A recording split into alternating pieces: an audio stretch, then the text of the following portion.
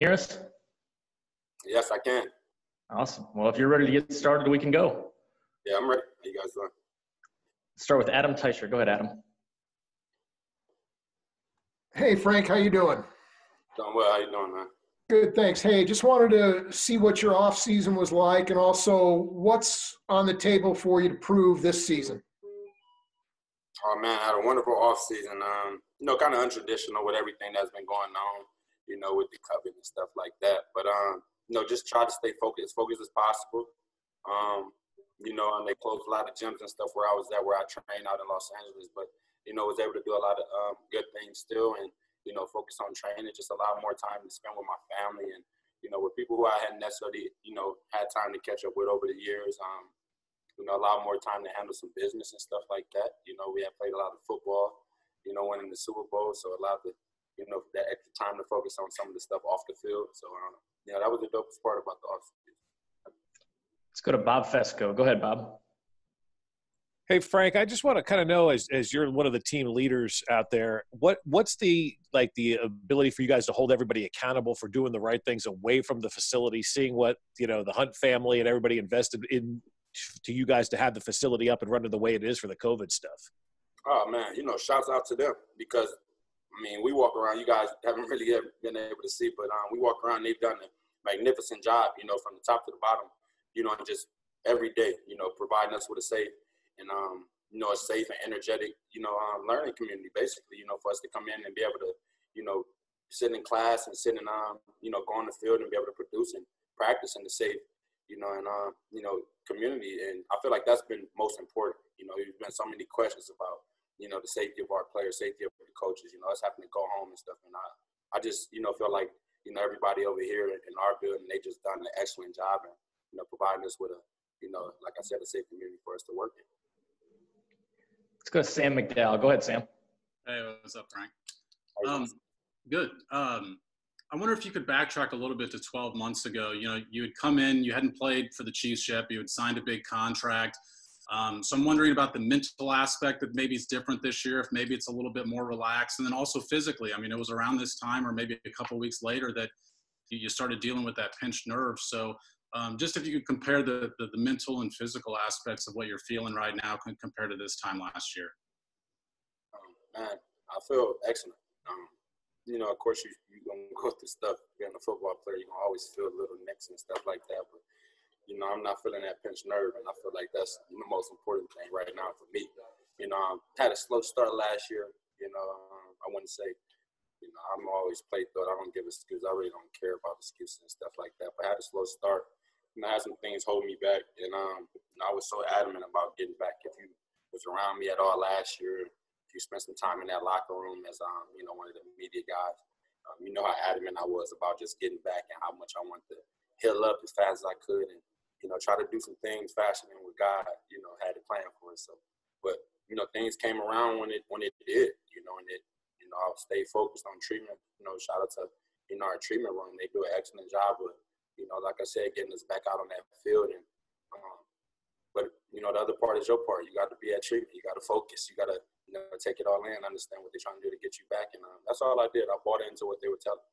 You got to trust your trainers at some point and understand they want the best for you. And I did that. And I was able to get back out there and help my team win the Super Bowl.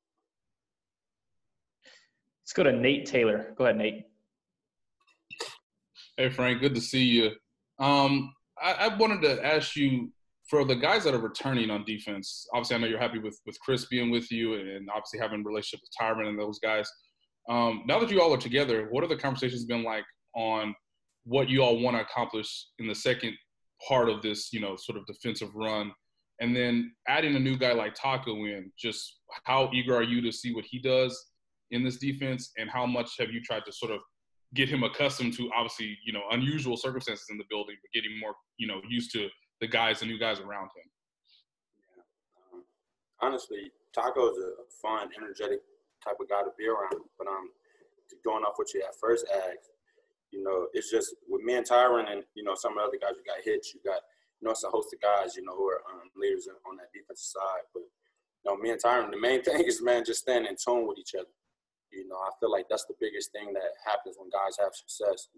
Guys go win a Super Bowl, got downers. You got this guy wanting to go off and do this. You got different guys coming to work with different mindsets. They're not focused on the one goal, and that's to win the championship.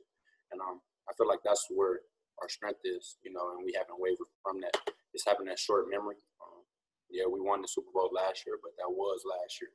You know, some guys get, you know, cocky. They love that feeling. They love the emotions of winning it and carry that on the next year, and they don't really do shit for them, you know, on the field for, you know, this year. You know, honestly, us being champions last year, nobody cares about that. I know our coach don't care about that. You know, that's all fun. You know, that's nice. You know, it's pretty nice. It's cute and all, but, you know, we got stuff to do this year and a whole new set of goals. We got to win the AFC championship, and that's where it starts. Let's go to Matt McMullen. Go ahead, Matt.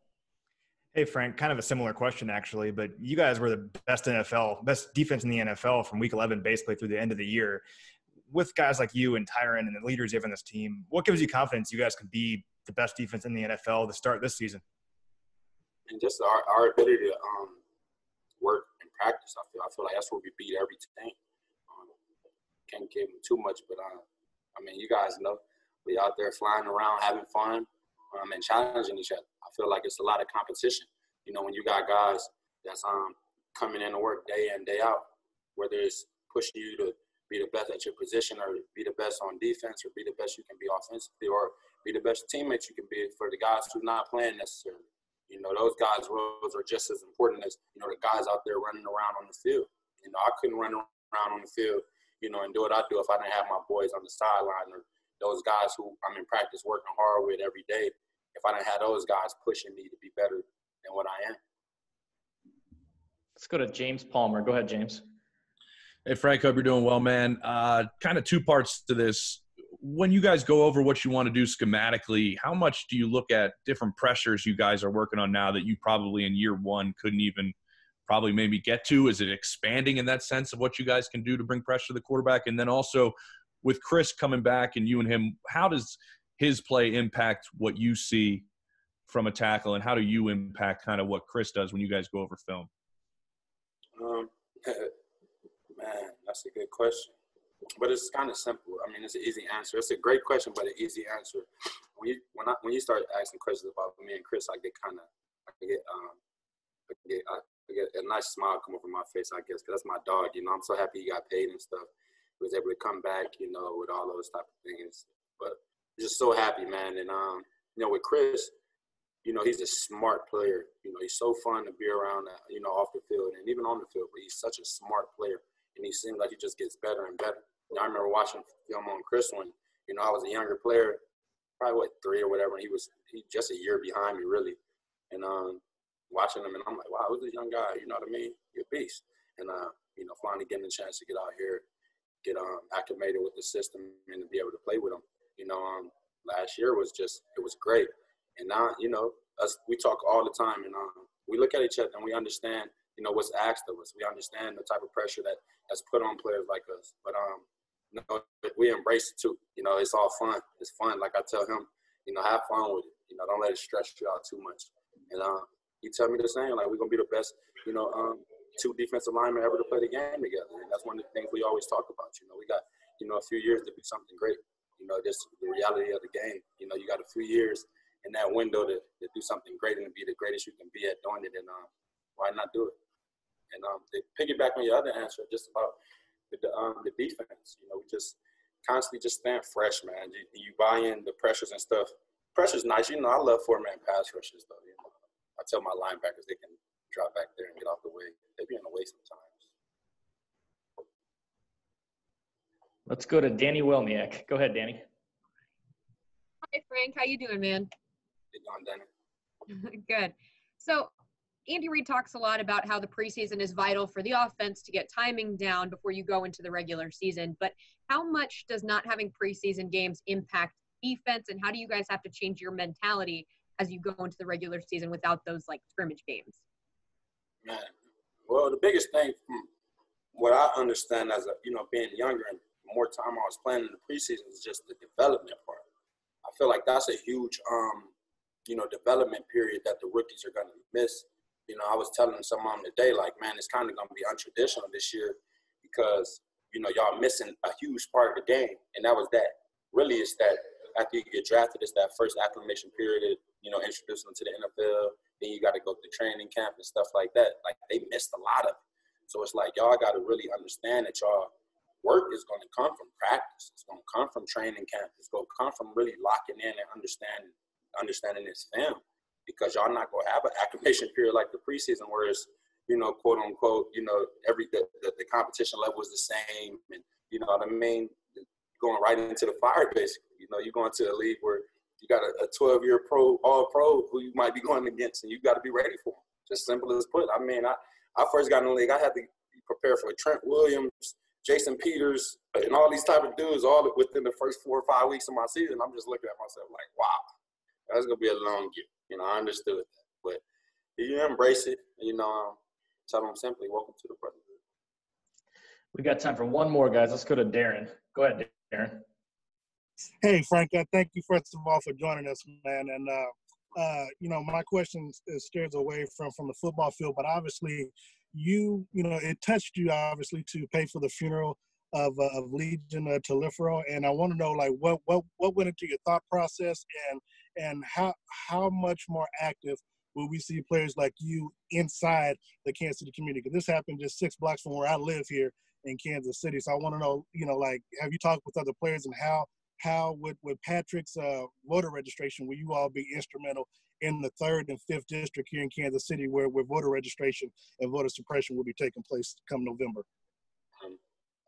Yes, man, that's crazy you mentioned that about voting. Actually, I'm gonna get back to the other part, but that's crazy you mentioned that about voting, because as far as Kansas City Chiefs are concerned, our staff has been very active in just helping us get registered if you're not registered voting in the state, or whether you're an absentee voter, and just explaining the language. Some guys don't understand the language of voting, one, because they never really talked about it, they never been comfortable talking about it to somebody, but it's so important, I feel like. And then just coming up with this voting mark is just so important for the younger people who, are able to vote, who've never voted, or, probably look at it like, oh, it's not that serious, or my vote don't count. I feel like it's very important for you to get out there and understand who you're voting for, do some research and understand the candidates and everything, because, don't do it by popular demand on what you read on Instagram and TV, because, sometimes that can affect the outcome of our country in the years to come. But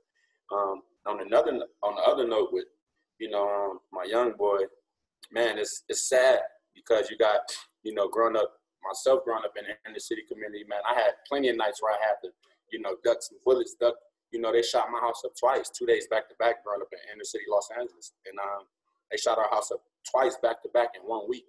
And I remember being a kid laying down on the couch and my auntie putting me on the carpet and, seeing bullets fly through my house. Then the next day seeing it again, and then watching my uncle get shot. And then, fast forward, and then the story comes out about Legion, and what's going on with that. It's like, come on, somebody had to be there, and I just had it on my mind. I don't like credit for stuff like that, because it's just naturally me. But somebody had to do it. Somebody had to be there. Would I challenge other people to step up and do things like that? I don't know. Like I said, it's just me. It's just whether they step up or not. I feel like I'm always do things like that. That's just pure. I got a pure heart. And when things like that happen, and I don't see nothing taking, nobody taking action, or it's not really being talked about, it touches me somewhere. That's really what happened.